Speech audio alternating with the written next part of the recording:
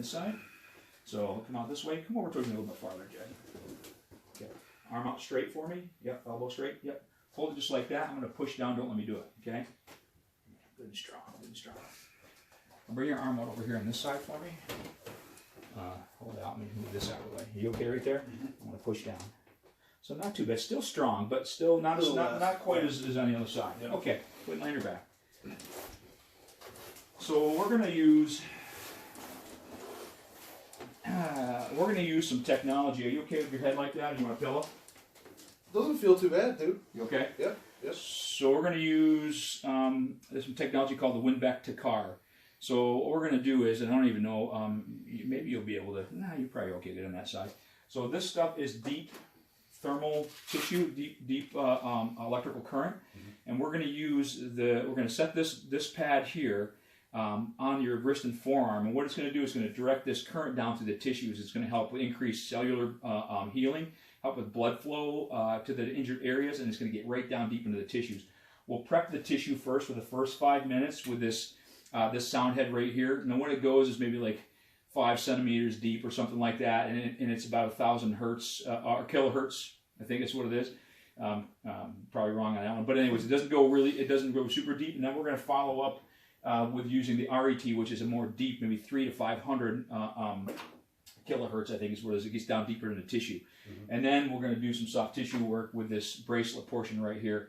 And this technology, not many people have. Winback to car has graciously let me hold on this for a while to kind of do some stuff like this with, and, cool. and so it's really pretty cool. So you put a little of this emollient, and this is just a conductive gel on the pad. So this is a return pad. So the electrical current,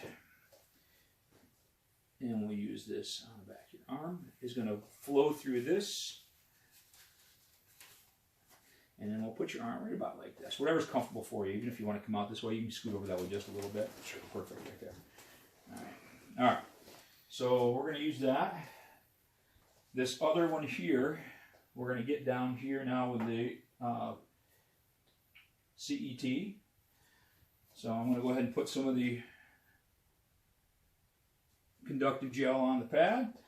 We're going to set this up. And now this thing's pretty intuitive. So you're going to start to get some heat in this particular area right away. So what it's going to be doing is we're going to work in this area, prep the tissue. We'll start to feel a little heat on the electrode itself, and it's what it's doing. We're going to follow the length of the biceps, just work in this area, and see if we can get this going. So the thing that's nice about this is that you can exercise with this at the same time, and I'm already starting to feel a little bit warmth out of the head itself right here. Yeah, me too. So you should get it. And honestly, I think that's just a big muscle imbalance with you, Jed. That's all, and it happens. Anything used to its greatest extent, sooner or later is going to break. Yeah. So, and it can be anything. It can be a little bit of tweak. I see people come in all the time. They're like, "Dude, I just bent over to pick up something off the ground," and they're like, "Oh," and then I don't know why it happened because I was just doing a lift and it didn't hurt. Well, you're prepared and you're ready for that. Yes. The other stuff. Oh, yeah, we're starting to feel that heat coming down. So I talked about the inch dumbbell cleaning, and how I thought that was something that set me up, basically. Yeah. So I remembered what it was that I first felt this on. I was doing shrugs. I had this excellent shrug workout, so it was probably like the end of September, and I liked the workout so much. My partner, Evan, wasn't there on Friday, but he was there on Monday, so we did the same exact workout. Yeah. And it involved behind the back shrugs, so with a pronated grip. Yeah. And I think it was by the end of the workout we did W's. That's when it started hurting, and then for basically 3 months, it's been bothering me. So what I do is I take a look whenever someone comes in and we look at shoulder health and stuff like that. Is we take a look and say, one, what was the position you were in when you first came in? So if you're doing behind the back shrugs, with that grip pattern like that. There's a lot of force being generated down, and then your biceps almost is at a disadvantage. It's extended and behind your back a little bit, and then what it does is it brings that head of the humerus forward. Yeah. So as it brings that forward, think about how that biceps lays on top of that head of the humerus, and it's just putting more stretch on it. So then you think about that. If that, I always think about, a thing what lies beneath you. And that starts to strain that, and then you go ahead and move on to any other pulling exercises. Then you're stretching that again, and then you go ahead and do the inch dumbbell, which is huge. And then next thing you know, you've gone ahead and then look at it's your dose relationship. You've overdosed that bicep tendon. It wasn't that. And again, a lot of these things aren't tears; they're just microscopic irritations. And so they begin to get aggravating. And so now what you have is you've got to kind of deconstruct that motion, find a way to get back into the exercise. Again, I always use this word, and I've heard it said beforehand by, I think it's Michael Barber, or he's a barbell rehab, and talks about the entry point, about getting back into the lifts, is finding that entry point that you can deconstruct that exercise in order so you can work out. So like, if you can't do a bench press, maybe you do a prone push-up off a bar at a partial range of motion first or something. That's like your entry point. That's your entry point, right? That regressed movement pattern. Exactly. Similar movement pattern, but a regressed as far as like intensity level. And 100%. And you can mess with like your rep set scheme, your position. So a lot of them, and we still have those docs and healthcare professionals that say, oh, you got us used to stop lifting. I mean, I had my knee surgeon, great guy, did an awesome job. He's like, yeah, you probably shouldn't be squatting like that. And I'm like, well, I'm going to squat, but I'm just going to do it differently. I'm going to modify, and I'll tell you the truth, my knees felt probably better. And they just saw, there's a really good study that just came out recently that looked at those after had meniscus tears and surgeries to either repair or even debride that area with quad strengthening and hamstring strengthening have had less knee pain in the long run than those that don't do anything afterwards. So, wow. So we're going to get ready here with stuff we already know, right? But so just doing nothing isn't an option for, for us. We're not going to be doing that. So. Yeah. So now we've done about 5 minutes right here. We're going to pause this. Now we're going to go ahead and do a deeper tissue, and then I'm going to do. Move this over here. So the RET now you're not going to feel it as intense. So that's going to go deeper into the tissue. So now we have this head right here. And again, that's going to send that current right down here to the extremity. It should automatically start back up. It should.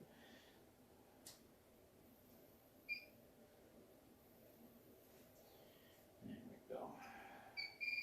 It's going to sense that and take us down. So we're going to spend some time in the pec here a little bit. And then we're going to spend a couple of minutes, so another 5 minutes doing this, and then I'm going to drop down to the tool, and then we're going to do some shoulder mobility stuff here. We'll do a little posterior capsule stretch, show you some things to be doing here to get that going, and then I think once we do that, get that mobility back, just work on that stability stuff afterwards. So this is going to, and what I'll probably do here in a second is change the couple plate to actually work.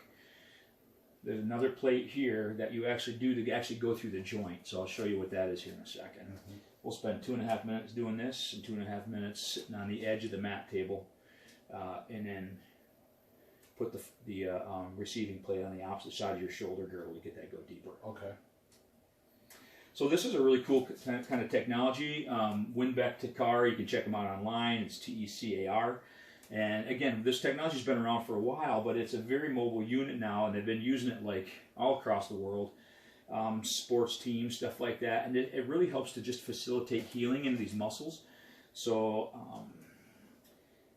and then it gets you it's different than like an ultrasound or any kind of other like a deeper heat. This actually transfers the electrical current through the tissue on the opposite side without actually creating any kind of damage to the tissue at all. And they've shown it helps to increase microvascular circulation and stuff like that too as well. It's some really cool stuff. So again, I'm real thankful to the people at Winback to let me try this. And so we've been doing this with, and I know you and I have talked about this stuff in the past, our people at Hawk Grips and stuff like that. Yeah. So they do this stuff in conjunction with soft tissue mobility. So that's what we're going to do here next. We'll give this another couple minutes, and then I'm going to put the band on, and then we're going to get right into that bicep. Okay. A lot of times, too, this brachioradialis, or brachialis that lives just underneath that biceps, can really be overworked as well, too. Wouldn't doubt it. So those guns you got, man, they're mostly for show, brother. Yeah. You know. It's a pain in the ass. You know, when I was working, they pull us forward, and I see some of the weight you guys do with the strict press, or not strict press, but the strict curls. Yeah. Dude, that's a lot of force right well, there. Well, I got to tell you, I think whatever's going on with the shoulder has been developing over the course of the last couple of years. Sure.